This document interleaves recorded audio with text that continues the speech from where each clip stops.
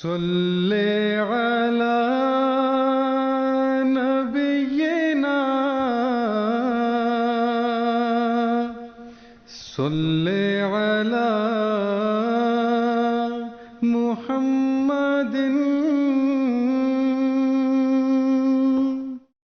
Chers téléspectateurs, assalamu alaikum wa rahmatullahi ta'ala wa barakatuhu.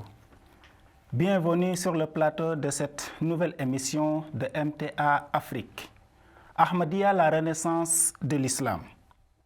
Une émission qui comprend plusieurs sous-thèmes. Le thème d'aujourd'hui est quelles sont les croyances de la communauté musulmane Ahmadiyya. Durant nos précédents épisodes, on a discuté concernant la mort de Issa ibn Maryam. Quel est l'avis de Jamaat islamique Ahmadiyya sur ce sujet? Ça a été bien confirmé par nos chers invités qu'il est mort une mort naturelle, en donnant des références du Saint-Coran, des hadiths et aussi les savants islamiques. Pour ce faire, nous avons nos invités ici que nous accueillons avec plaisir. Il s'agit de M. Nouruddin Youssouf Bari Sahib. M. Nouruddin, assalamu alaikum wa rahmatullahi ta'ala wa barakatuhu. Wa alaikum salam wa rahmatullahi wa barakatuhu. Nous vous remercions d'avoir accepté notre invitation encore une fois. Merci également. De son côté, nous avons M. Omar Diop. Omar Diop, assalamu alaikum wa rahmatullahi ta'ala wa barakatuhu. Wa alaikum salam wa rahmatullah. Merci beaucoup d'avoir accepté notre invitation. Chers téléspectateurs, Omar Diop et M. Nouruddin vont nous expliquer aujourd'hui concernant les croyances de la communauté musulmane Ahmadiyya. Mais avant d'aller plus loin, je voudrais tourner sur M. Nouruddin Sahib. M. Nouruddin, étant donné que vous avez fait ressortir à vos exposés des preuves coraniques et argumentées par les hadiths que Issa ibn Maryam est mort d'une mort naturelle et que les morts ne reviennent jamais sur terre, alors qu'il ressort des hadiths authentiques de sa descente. Qu'en pensez-vous, M. Nouruddin? Merci beaucoup, cher Wali, pour cette question. Effectivement, nous l'avons montré à travers le Saint-Coran, des versets coraniques. Nous avons montré des hadiths aussi qui montrent que Jésus-Christ de Bani Israël, lui, il est mort. Et effectivement, encore, nous avons des hadiths, comme vous l'avez dit, des hadiths authentiques que les gens pensent que ces hadiths la laissent à croire que Jésus-Christ est mort. Ou bien Jésus-Christ va descendre du ciel, c'est vrai. Il va descendre. C'est ça, nous allons essayer de vous montrer aujourd'hui la vraie version de ce que Hazrat Mirza Ghulam Ahmad, que le Saint-Prophète sallallahu alayhi wa sallam a dit que s'il venait, il allait éclaircir toutes choses. Qu'est-ce qu'il nous a donné par rapport à cela? Mais avant de rentrer dans le hadith, d'abord, je vais vous montrer encore un verset du Coran que certains ont mal interprété. Ils supposent que ce verset nous montre que Jésus-Christ va descendre au dernier temps. C'est-à-dire que si maintenant il est venu, il était avec l'antichrist Dajjal et c'est fait la fin du monde. C'est ce verset-là, je vais vous lire tout de suite et essayer de vous faire le commentaire de ce verset comme il a été commenté par sa sainteté, Hadrat Mirza Ghulam Ahmad alayhi salatu wassalam. Le verset, c'est lui comme s'il dit wa innahu la ilmu lis-saati fala tamtarunna biha wa tabi'uni hadha siratul mustaqim. Ce verset est tiré du chapitre 43, verset 62. Il dit quoi innahu la ilmu lis-saati, sûrement il sera un signe de l'ère. Fala tamtarunna biha, n'ayez pas de doute par rapport à ça. Wa tabi'uni, suivez-moi, hadha siratul mustaqim, c'est ça le droit chemin. Ici, les gens supposent, les commentateurs disent que Allah subhanahu wa ta'ala dit que Jésus sera un signe pour l'ère. Donc quand vous allez le voir, il faut savoir que maintenant, c'est la fin des temps. Mais si nous regardons ici la constitution même de ce verset, le verset n'a pas dit que innahu sayakunu ilman lis-saati. Allah subhanahu wa ta'ala a dit que innahu sayakunu ilman lis-saati, innahu la ilmu lis-saati. Ce n'est pas qu'il sera, mais il est déjà. Et là, donc, c'est une mauvaise interprétation. Parce que le verset ne suppose pas à penser que c'est quelque chose qui viendra, mais c'est quelque chose qui est déjà là. Et c'est ce que nous allons essayer de vous démontrer pourquoi il est ilmul isa'at. Parce que quand Allah subhanahu wa ta'ala a envoyé Jésus-Christ alayhi salam, il a trouvé des juifs de savants. Parmi ces juifs, il y avait une secte qu'on appelle les sadduciens. Ces sadduciens-là, ils ne croyaient pas à la résurrection. Comment veut-il que l'homme meurt et puis on dit qu'il va le ressusciter? C'était des juifs, des sadduciens. Et c'est là, si vous rentrez dans Marc 12, verset 18, vous allez voir là-bas qu'ils ne croyaient pas à la résurrection. C'est la Bible. Dans la Bible, Marc, chapitre 2, verset 18, il est parlé de sadduciens qui ne croient à la résurrection. Maintenant, Allah subhanahu wa ta'ala les aime dit que moi, je vous ai créé à part de rien. Je peux faire tout ce que je veux. C'est pourquoi il a fait Jésus-Christ est né sans papa pour lui montrer qu'il est capable de tout faire. Ce n'est pas la logique humaine, ce n'est pas ce que vous pensez seulement, mais Allah subhanahu wa ta'ala est capable de sortir hors de la loi naturelle pour amener autre chose qu'il veut. Ça, c'est un signe d'abord qu'il est un signe de ça. Celui qui a fait qu'il est né sans papa, il peut encore aussi, il va le ressusciter. Ça doit être un signe. Et deuxièmement, encore aussi, si vous voyez que la quasi-totalité des prophètes ont été envoyés dans la famille de Ishaq. Les Bani Israël, tous les prophètes étaient là-bas. Maintenant, Allah subhanahu wa ta'ala a voulu arrêter cette chaîne qui relaie les autres prophètes avec les Bani Israël pour amener ça Ismaïl.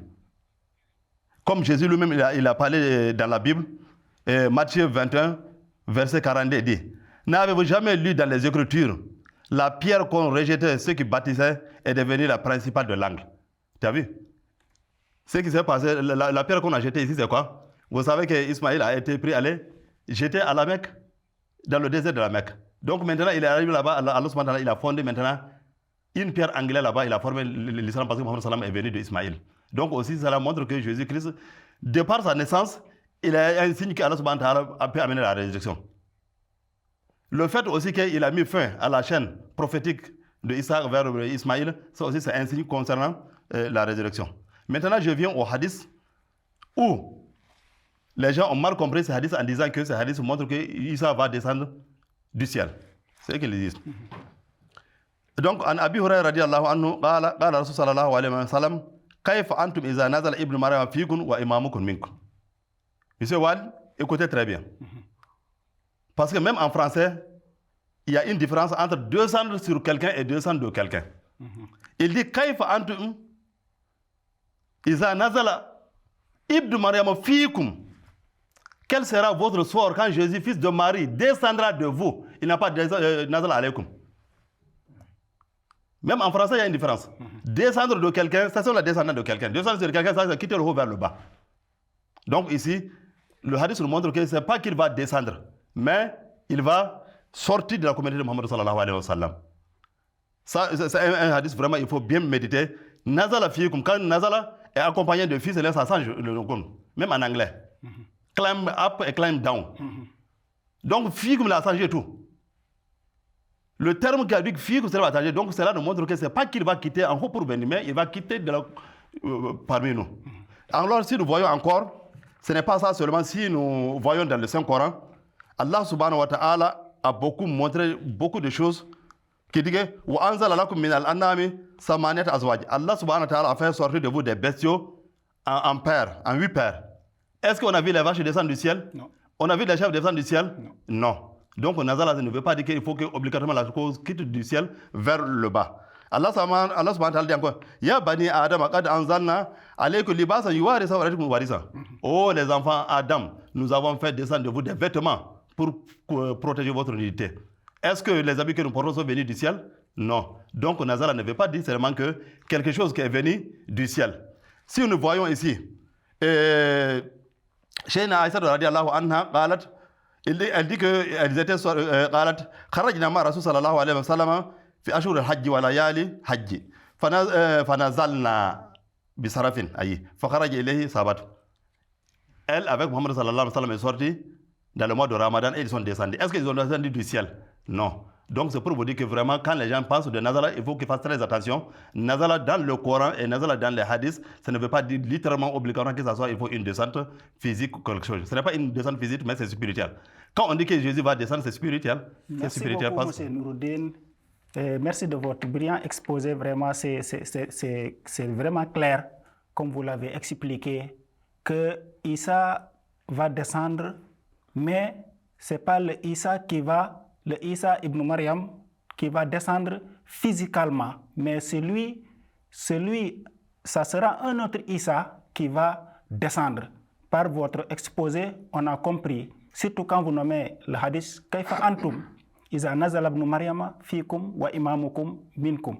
Ce qui montre que le Isa qui doit venir ne sera pas d'autre côté que dans la Oumma de l'Islam, dans la Oumma islamique. Donc vraiment merci beaucoup. Et je tourne vers Oustaz Omar Diop. Est-ce que vous avez quelque chose à ajouter sur ce que notre cher frère M. Nouruddin Sahib a dit?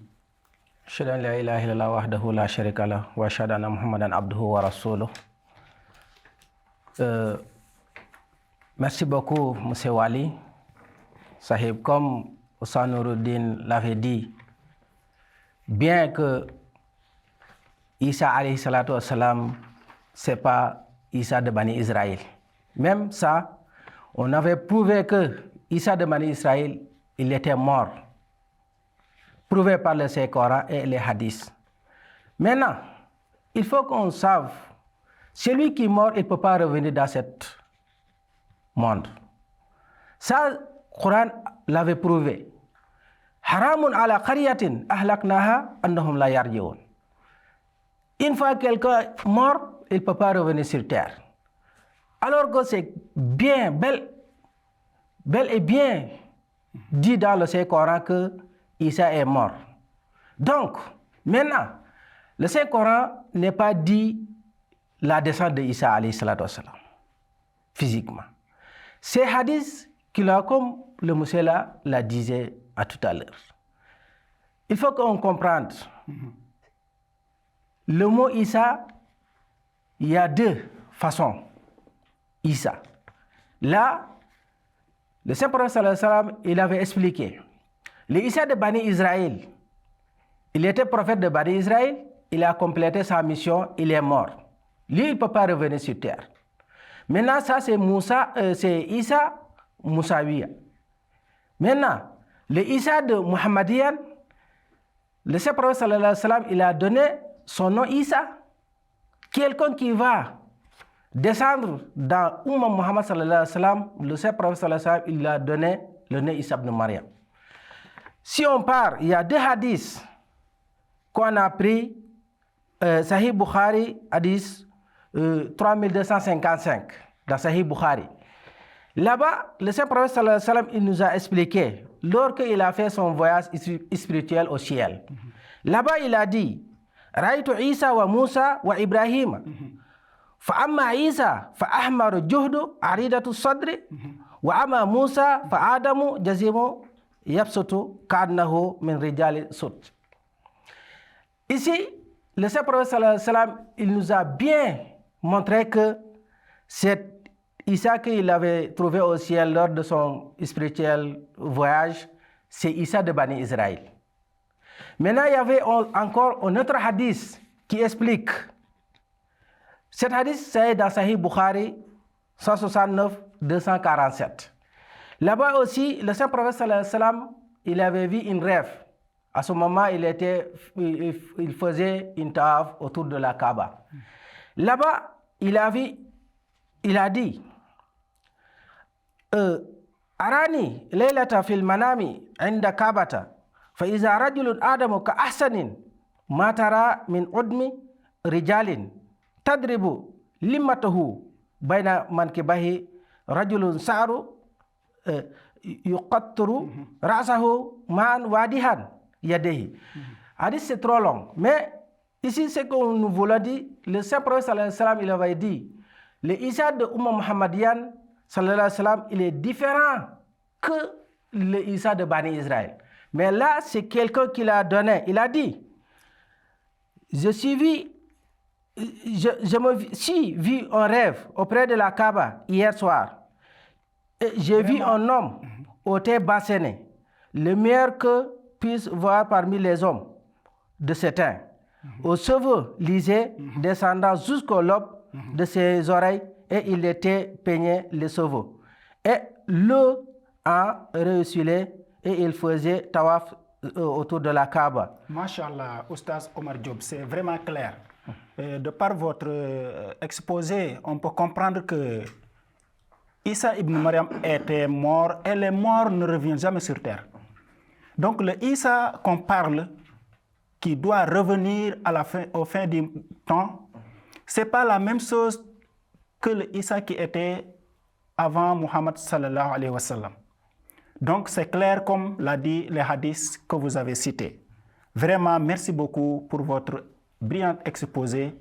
Monsieur Nouruddin, je voudrais aussi tourner sur vous encore une fois pour vous demander pourquoi le Messie promis est-il appelé Isa ibn Maryam? Pourquoi le Messie promis est appelé Isa ibn Maryam? Merci beaucoup. Vraiment, je m'attendais à cette question parce qu'elle mérite d'être posée. Elle mérite d'être posée. Pourquoi le dernier réformateur de l'islam est appelé Isa ibn Maryam? C'est une question vraiment digne de fois, une question qu'il fallait poser. Vous savez très bien que dans chaque langue, il y a, comme on appelle les comparaisons, tashbih, mushabah ou tashbih. Ici, d'abord pour vous dire qu'on a l'habitude de comparer même dans le Coran. Par exemple, Allah subhanahu wa ta'ala dit que Inna arsalna ilaykum rasulan shahidan alaykum kama arsalna ila fir'auna rasula. Allah subhanahu wa ta'ala dit que nous avons envoyé sur vous un prophète qui est témoin contre vous, comme nous avons envoyé un prophète chez les Bani Israël.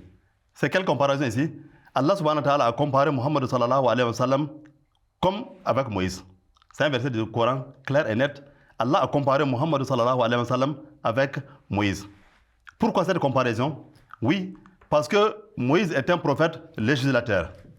Il y a une ressemblance entre lui et Muhammad sallallahu alayhi wa sallam. 14 siècles après Moïse, Allah subhanahu wa ta'ala a amené un réformateur qui est Jésus-Christ, qui est venu pour enseigner les gens ce que les gens n'ont pas compris, ou bien ce que les gens ont négligé, ou bien ce que les gens ont mal interprété des dires de Moïse alayhi salatu wa salam.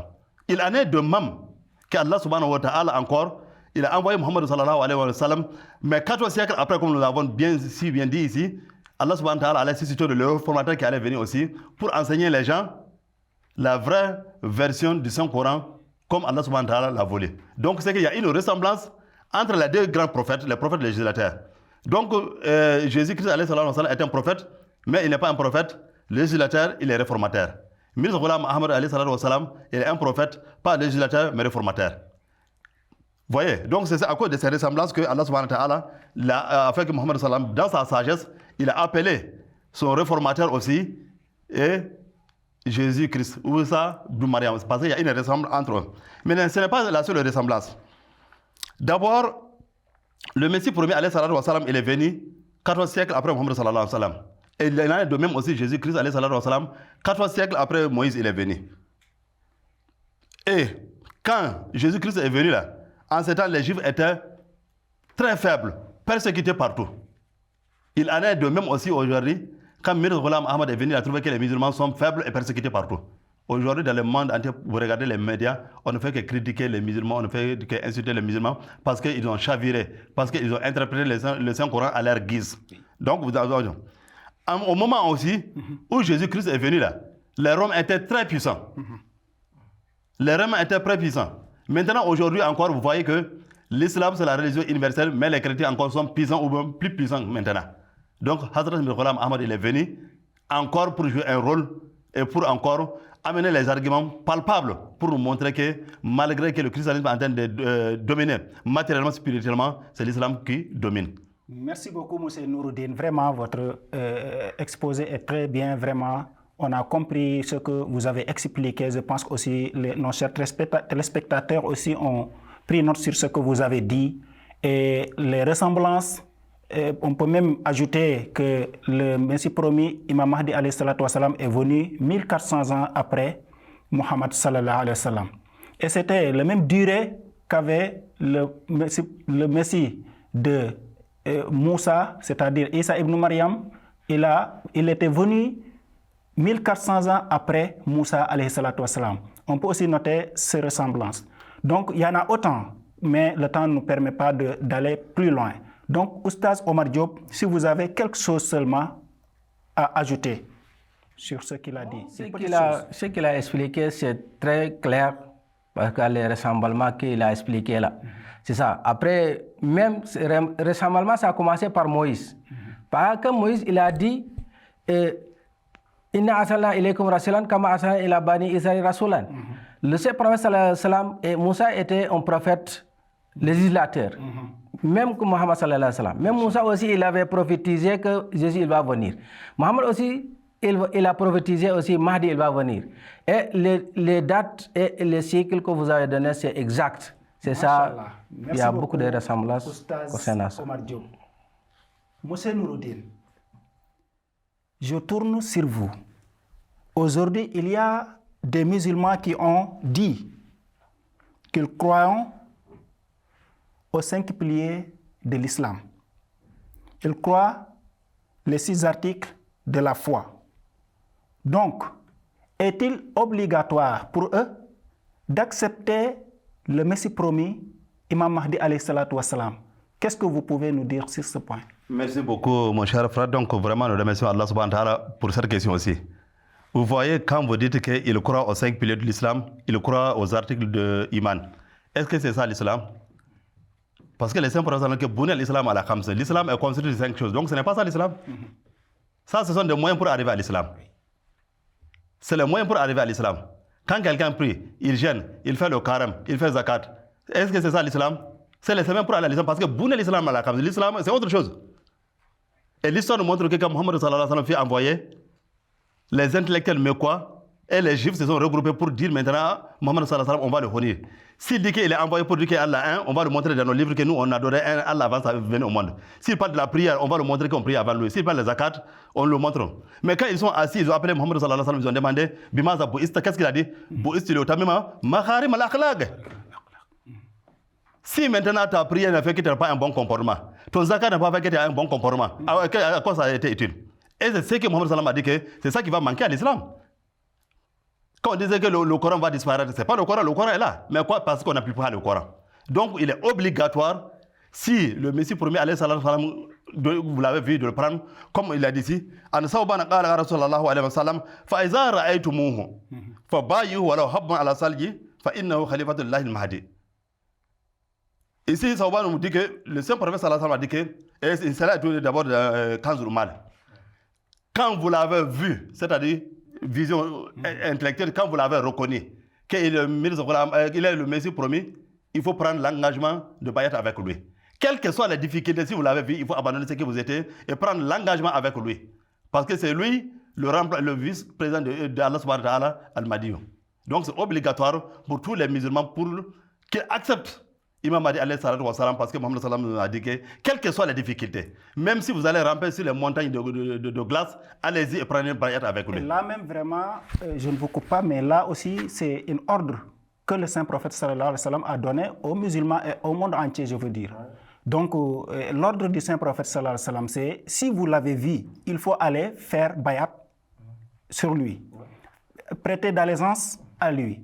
Donc si on fait ce que le Saint prophète sallallahu alayhi wa sallam a dit, donc on a obéi le Saint prophète. Quand on obéit le Saint prophète, on a obéi Allah. Si on ne fait pas aussi ce que le Saint prophète nous demande de faire, donc là on a désobéi le Saint prophète.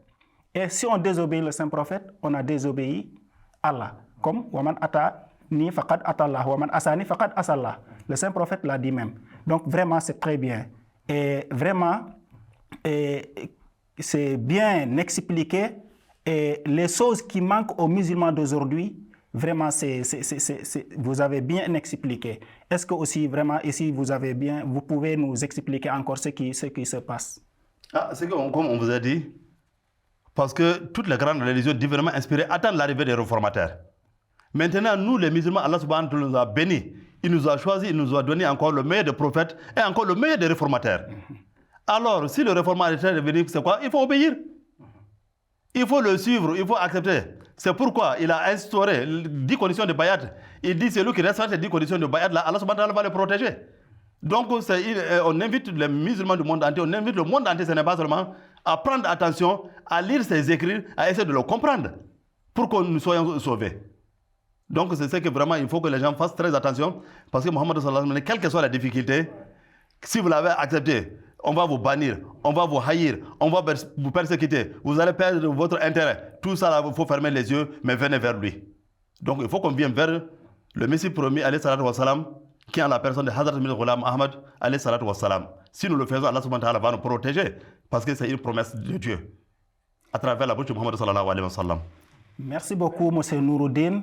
Le temps ne nous permettra pas d'aller plus loin, parce que nous arrivons à la terme de notre émission. Vraiment, c'était avec un grand plaisir de vous recevoir ici sur ce plateau. Monsieur Nouroudine, merci beaucoup. Et aussi, Oustaz Omar Diop, merci beaucoup encore une fois à vous tous. Merci. Et vous avez expliqué tout ce qu'il fallait vraiment pour que les gens sachent que Isa ibn Maryam et le Isa que le saint prophète avait dit qu'il va revenir sur terre ne sont pas les mêmes individus, mais c'est une seule personne qui a porté deux noms. Donc ici aussi, là où nous sommes, le temps d'aujourd'hui a besoin de quelqu'un qui doit reformer. Donc ce réformateur, s'il vient, le saint prophète sallallahu alayhi wa sallam avait dit que s'il vient, il faut aller prêter allégeance à lui. Donc, donc c'est une obligation d'aller faire une allégeance avec Imam Mahdi alayhi salatu wassalam, à l'occurrence Hazrat Mirza Ghulam Ahmad. Chers téléspectateurs, je pense bien que vous avez bénéficié de ce que mes invités ont dit dans l'émission. Et je vous donne rendez-vous dans notre prochaine édition. C'était votre présentateur, Oustaz Walindian. D'ici là, nous vous disons portez-vous bien et excellent programme sur la MTA Afrique. Assalamu alaikum wa rahmatullah wa barakatuhu. Salli ala nabiyyina, salli ala Muhammadin